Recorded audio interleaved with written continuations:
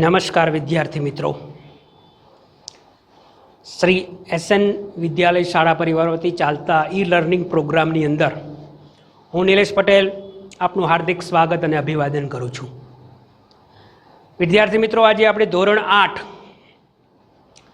Chapter number 4 નવો topic નવો પાઠ શરૂ કરવા જઈ રહ્યા છીએ. વિદ્યાર્થી મિત્રો, આજનો આ પાઠ અને એ પાઠનું શીર્ષક છે કે વેપારી શાસકો કેવી રીતે બન્યા. એક વેપારી પ્રજા, એ પ્રજા શાસક કેવી રીતે બની. આમ તો વિદ્યાર્થી મિત્રો, ઘણા બધા 16મી સદીના સમયગાળા દરમિયાન ઘણી બધી યુરોપિયન પ્રજાઓ ભારતમાં વેપાર કરવા આવી, પરંતુ એ બધી પ્રજાઓમાં પોર્ટુગીઝો આવ્યા, હોલેન્ડના લોકો આવ્યા, ડેનમાર્કના પ્રજા આવી, ફ્રાન્સ આવ્યા, ઇંગ્લેન્ડના અંગ્રેજો આવ્યા.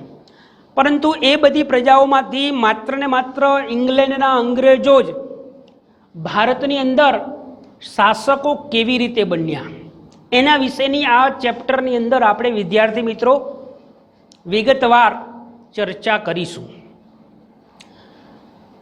તમારા પુસ્તકની અંદર વિદ્યાર્થી મિત્રો પાઠની શરૂઆતમાં જ સરસ મજાનો એક ટોપિક આપેલો છે. એ ટોપિકના અનુસંધાને વિદ્યાર્થી મિત્રો વાંદરા અને બિલાડીની વાર્તા દર્શાવી અને એ વાર્તા પ્રમાણે તેઓ હસતા હતા. એ સમયગાળા દરમિયાન શિક્ષક એ બાળકોને સમજાવે છે કે બેની લડાઈની અંદર ત્રીજો ફાવે છે. આમ તો વિદ્યાર્થી મિત્રો તમે નાનપણની અંદર પણ ભણતા હશો, દાદા દાદી પાસે પણ આ વાર્તા સાંભળેલી હશે. બે બિલાડીઓ એક રોટલા માટે ઝઘડતી હોય છે અને એ બિલાડીઓ વચ્ચે ઝઘડવાના કારણે વાંદરો ત્યાં આવી પડે છે અને એ બે બિલાડીઓ વચ્ચે વાંદરો એમ કહે છે કે ચાલો હું તમારી બે વચ્ચે સમાધાન કરાવી આપું. બિલાડી એ વાંદરાને હા પાડે છે, ટુકડો રોટલાના બે ટુકડા કરે છે, એકમાં વધારે રાખે છે, એકમાં ઓછો રાખે છે, ત્રાજવે જોખે છે. એક બાજુ નમી જાય છે એટલે જે નમેલો ભાગ છે એ ખાઈ જાય છે, એટલે એમાં ઓછું થાય, ઓલામાં વધારે થાય. એમ કરતાં કરતાં કરતાં વાંદરો આખો રોટલો ખાઈ જાય છે અને બિલાડી જોતી રહી જાય છે. તો વિદ્યાર્થી મિત્રો, આ પાઠની અંદર પણ ભારતના રાજા રજવાડાઓ વિશે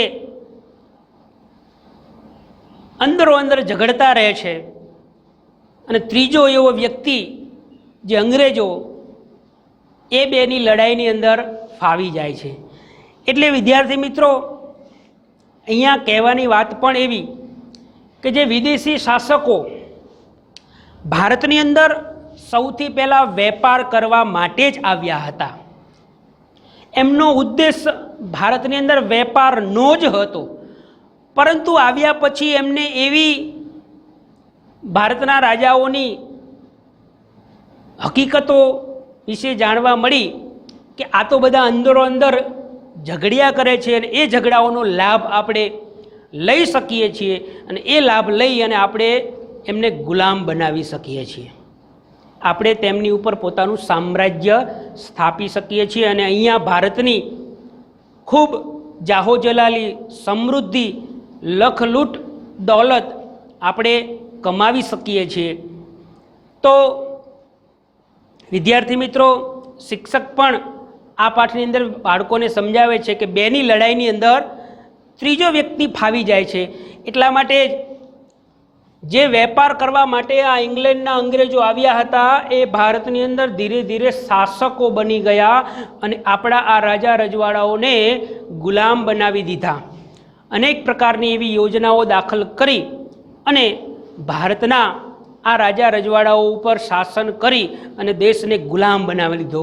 200-250 વર્ષનું આ એમનું શાસન ભારતને આર્થિક દ્રષ્ટિએ, સામાજિક દ્રષ્ટિએ પાયમાલ કરી નાખ્યું. તો વિદ્યાર્થી મિત્રો, બેની લડાઈમાં ત્રીજો ફાવ્યો અને એ કારણસર જ અહીંયા પણ એક પંક્તિ સારી એવી બંધ બેસે છે કે આપણા રાજા રજવાડાઓ અંદરો અંદર ઝઘડિયા કર્યા અને એનું પરિણામ ફળ અંગ્રેજોને મળ્યું અને એના જ પરિણામ સ્વરૂપે અંગ્રેજોએ આપણને ગુલામ બનાવ્યા. તો વિદ્યાર્થી મિત્રો, આજે આપણે આ વેપારી લોકો છે એ 18મી સદીના સમયગાળા દરમિયાન જે શાસકો બન્યા એ શાસકો ભારતની અંદર નવી એક રાજશક્તિ અંગ્રેજો લઈને આવ્યા અને એના જ પરિણામ સ્વરૂપે ભારત ગુલામ બન્યું. તો આ ગુલામી પાછળ થવા પાછળ ઘણા બધા એવા કારણો જવાબદાર હતા વિદ્યાર્થી મિત્રો. એમાંનું સૌથી મહત્ત્વનું કારણ, આમ તો ભારતની અંદર ઘણા બધા ગવર્નર જનરલો આવ્યા અને એ ગવર્નર જનરલોએ ઘણી બધી અવનવી યોજનાઓ દાખલ કરી અને ભારતના રાજા રજવાડાઓને પોતાના ગુલામ બનાવ્યા અને એમની પાસેથી અખૂટ ધન દોલત લૂંટી લીધું. તો એમાંના એક સૌથી મહત્ત્વના ખાસ ગવર્નર જનરલ વિશેની આપણે વાત કરવી છે. તમારા પુસ્તકની અંદર ઘણી બધી એવી બાબતોની ચર્ચા કરેલી છે. ભારતની અંદર આજે વિદેશી કંપનીઓ જો વેપાર કરવા આવે, તમને વિચારો એવું લખેલું છે કે જો ભારતની અંદર આજે વિદેશી કંપનીઓ જો વેપાર કરવા આવે તો એ આપણને ગુલામ બનાવી શકે કે નહીં, પ્રશ્નાર્થ ચિહ્ન કરેલો છે. વિચારો તમારી રીતે. જો પહેલાંના સમયની અંદર આઝાદી મળી પહેલાં ભારતના લોકોને ગુલામ બનાવ્યા, વેપાર કરવા આવ્યા હતા અને ગુલામ બનાવી, પણ આજે આઝાદી મળ્યા પછી જો વિદેશી શાસકો ભારતમાં વેપાર કરવા માટે આવે તો એ આજે આપણને ફરીથી ગુલામ કરી શકે? પ્રશ્નાર્થ ચિહ્ન છે. તમે તમારી રીતે વિચારી શકો છો, કરી શકે કે ન કરી શકે? મારી દૃષ્ટિએ ન કરી શકે. કારણ કે આજે ભારત એક લોકશાહી શાસન વ્યવસ્થા ધરાવે છે. તે સમયે રાજાશાહી ચાલતી હતી. આજે ભારત સાર્વભૌમત્વ રાષ્ટ્ર ધરાવે છે, બિન સાંપ્રદાયિક રાષ્ટ્ર છે, અખંડિત રાષ્ટ્ર છે. એટલા માટે ભારતને આજે ગુલામ બનાવી શકાય નહીં. તો લોકશાહી શાસન વ્યવસ્થા હોવાના કારણે આજે કોઈ પણ એવા વિદેશી વેપારીઓ આવે તો એ આજે ભારતને ગુલામ બનાવી શકે નહીં. આજે તમે જોતા હશો ઘણા બધા એવા કંપનીઓ, ઘણા બધા એવા વેપારીઓ ભારતમાં વેપાર કરવા માટે આવતા જ હોય છે, પણ ભારતને એ ગુલામ બનાવી શકતા નથી. પણ એ સમયની વાત અલગ હતી અને આજની વાત પણ અલગ છે.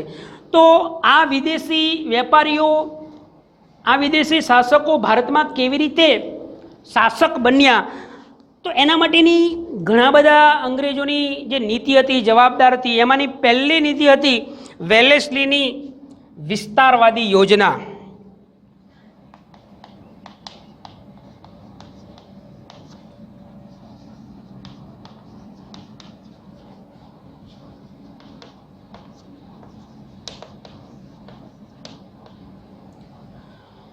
ગવર્નર જનરલ તરીકે આવેલો વેલેસ્લી, અને એ વેલેસ્લીએ ભારતમાં કંપની શાસનનો વિસ્તારવાદી યોજના લાગુ થાય એ માટે એને સહાયકારી યોજના દાખલ કરી.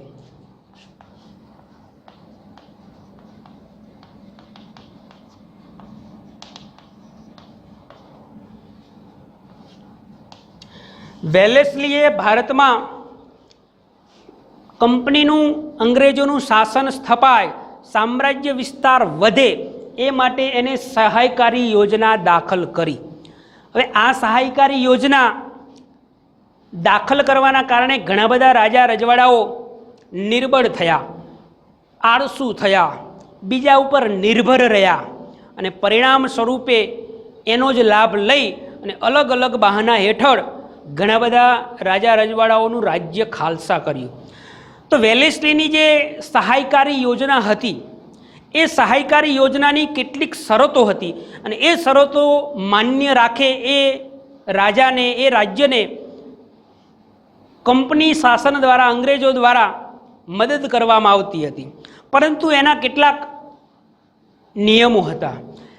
નિયમોની વાત કરીએ તો વિદ્યાર્થી મિત્રો, સહાયકારી યોજના કોઈ પણ રાજા સ્વીકારે તો કંપની શાસન એ રાજાને તાલીમ પામેલું સૈન્ય આપતા, અને એ સૈન્ય જે રાજા સહાયકારી યોજના સ્વીકારે છે તે રાજ્યનું આંતરિક અને બાહ્ય રક્ષણ કરતા.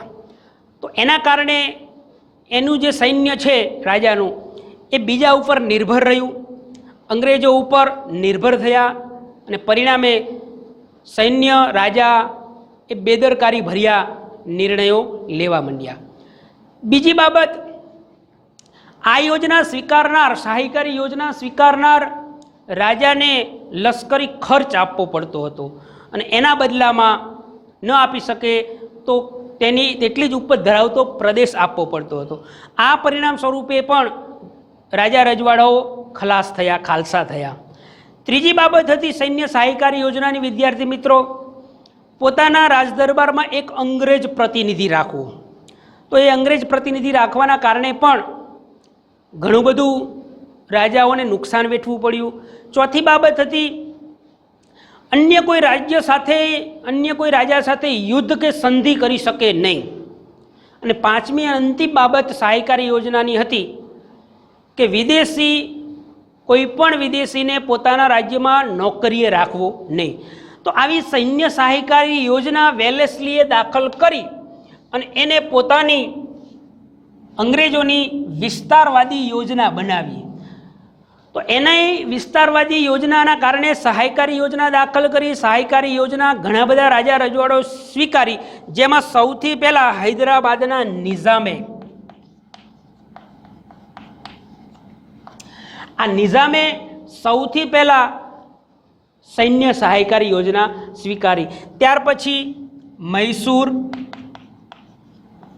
ગાયકવાડ, નિઝામ, મૈસૂર, ગાયકવાડ, મરાઠા, સિંધિયા, આવા અનેક રાજા રજવાડાઓએ વેલેસ્લીની જે વિસ્તારવાદી યોજનાના પરિણામ સ્વરૂપે એને જે સહાયકારી યોજના દાખલ કરી હતી, અને એ સહાયકારી યોજના નિઝામ, મૈસૂર, ગાયકવાડ, મરાઠા, અવધ, આવા બધા રાજા રજવાડાઓએ સ્વીકારી. કારણ કે આ બધા રાજા રજવાડાઓએ જે સૈન્ય સહાયકારી યોજના સ્વીકારી એના જ પરિણામ સ્વરૂપે એમને તાલીમ પામેલું સૈન્ય આપવામાં આવતું હતું. એ સૈન્ય આંતરિક અને બાહ્ય આક્રમણોથી રક્ષણ કરતું હતું, પરંતુ તેના બદલામાં લશ્કરી ખર્ચ આપવો પડતો હતો. અંગ્રેજ એક પ્રતિનિધિને રાખવો પડતો હતો, વિદેશી અંગ્રેજને રાખી શકતા નહીં, અન્ય રાજ્ય સાથે, અન્ય રાજા સાથે યુદ્ધ કે સંધિ કરી શકતા નહીં. તો આવા બધા પરિણામ સ્વરૂપે વેલેસ્લીની આ સહાયકારી યોજના ધીરે ધીરે ધીરે મીઠા ઝેર સમાન હતી.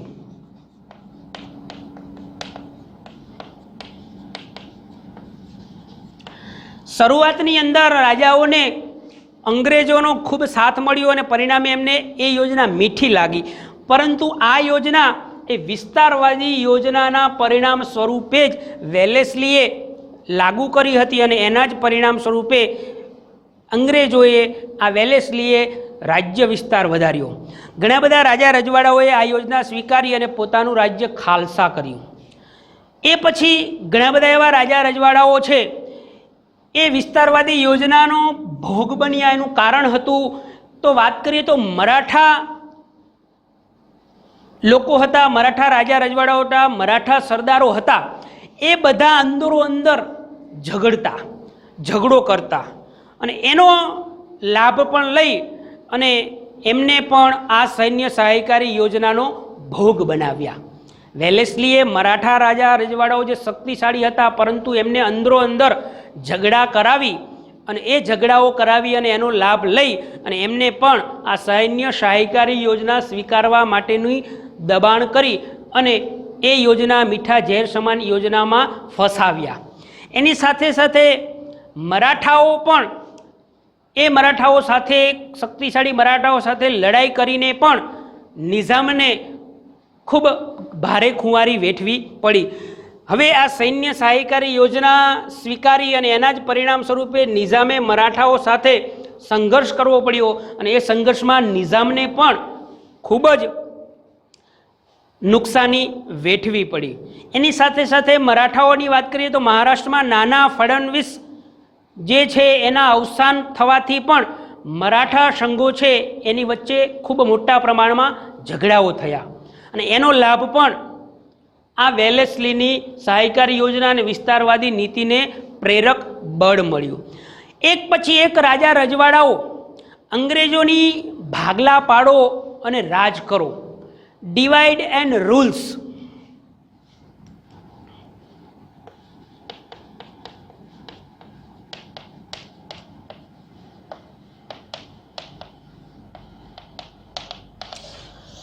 અંગ્રેજોએ પોતાની વિસ્તારવાદી નીતિ લાગુ કરવાના કારણે સહાયકારી યોજના અને એ સહાયકારી યોજનાના પરિણામ સ્વરૂપે અંદરો અંદર રાજા રજવાડાઓને ઝઘડાવ્યા।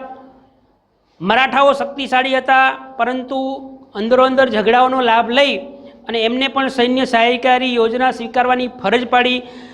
એ પછી ઘણા બધા એવા રાજા રજવાડાઓએ અંગ્રેજોની જે નીતિ ભાગલા પાડો અને રાજ કરો, ડિવાઇડ એન્ડ રૂલ્સ, અને એ ડિવાઇડ એન્ડ રૂલ્સની નીતિ અપનાવવાના કારણે ઘણા બધા આ રાજા રજવાડાઓ તેનો ભોગ બન્યા ડિવાઇડ એન્ડ રૂલ્સની નીતિનો। એ પછી નિઝામ, મૈસૂર, ગાયકવાડ, મરાઠા, સિંધિયા, અવધ જેવા, ગોરખપુર જેવા, તાંજોર, કર્ણાટક, ફરુખાબાદ જેવા વગેરે રાજ્યોને પણ વેલેસ્લીએ સહાયકારી યોજના દાખલ કરી। એની સાથે સાથે ડેલ્હાઉસીએ પણ આ ખાલસા નીતિ અંતર્ગત રાજ્યો કર્યા ખાલસા। તો વિદ્યાર્થી મિત્રો, ઘણી બધી એવી યોજનાઓ અંદરો અંદરના ઝઘડાઓના કારણે વેલેસ્લીને ખૂબ મોટો માર્ગ મળ્યો અને એને વેલેસ્લીએ 7 જ વર્ષના ટૂંકા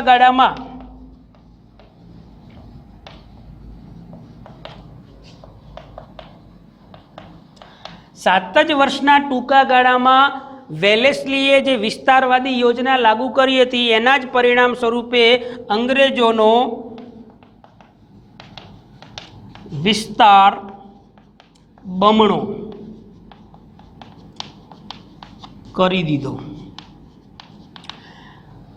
જે વિસ્તારવાદી યોજના પ્રમાણે વેલેસ્લીએ ભાગલા પાડો, રાજ કરો, અંગ્રેજોએ જે આ ડિવાઇડ એન્ડ રૂલ્સની નીતિ અપનાવી અને એના જ પરિણામ સ્વરૂપે સહાયકારી યોજના દાખલ કરી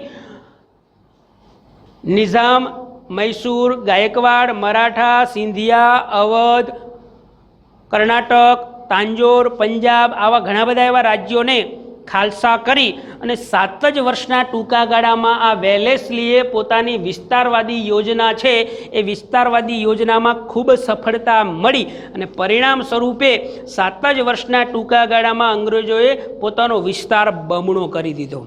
એટલે વિદ્યાર્થી મિત્રો, આ વેલેસ્લીની વિસ્તારવાદી યોજનાના કારણે જ વેપારીઓ, શાસકો કેવી રીતે બન્યા એના આ સહાયકારી યોજનાના પરિણામ સ્વરૂપે આપણને જોવા મળે છે કે એમની જે નીતિ ડિવાઇડ એન્ડ રૂલ્સ, ભાગલા પાડોની નીતિ, રાજાઓને અંદરો અંદર ઝઘડાવી અને એ રાજ્ય પડાવી લેવું, તો આવી અનેક પ્રકારની અલગ અલગ રીત રસમો અપનાવી અને એ વેપારીઓ શાસકો બની ગયા। તો જે આપણે આજે ટોપિકની વાત કરી કે વેલેસ્લીની જે વિસ્તારવાદી યોજના છે એ યોજનાનો ભોગ ઘણા બધા રાજા રજવાડાઓ બન્યા અને એ રાજા રજવાડાઓમાં એ વખતના મરાઠાઓ શક્તિશાળી હતા પરંતુ મરાઠાઓમાં પણ અંદરો અંદર ઝઘડાઓ કરાવી અને એમના રાજ્યો પણ સહાયકારી યોજના દાખલ કરી અને એમના રાજ્યો પણ ખાલસા કર્યા।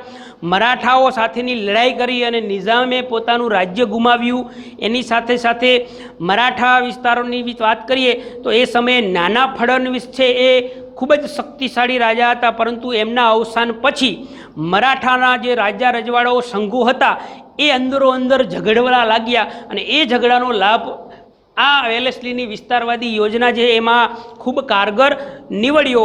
એના પછી આવા એક પછી એક ઘણા બધા એવા રાજાઓ રજવાડાઓ હતા કે જેમને અંદરો અંદર ઝઘડાવી અને અંગ્રેજોએ એનો લાભ લીધો અને એ લાભનો ખૂબ એમને ફાયદો મળ્યો।